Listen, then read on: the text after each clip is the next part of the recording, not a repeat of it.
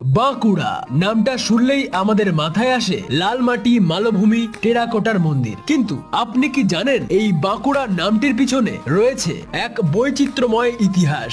বলছি, বাঁকুড়া শব্দটি গঠিত হয়েছে বাঁক এবং ওড়া এই দুই শব্দ নিয়ে। ভৌগোলিক দিক দিয়ে দেখলে বাঁকুড়া দ্বারকেশ্বর নদীর বাঁকে অবস্থিত এক বসতি অঞ্চল, আর প্রাচীন বাংলা ভাষায় বসতি বা বাসস্থানকে বলা হতো ওড়া। তাই সেই বাঁক এবং ওড়া এই দুই মিলে এই জায়গার নাম হয়েছিল বাঁকুড়া।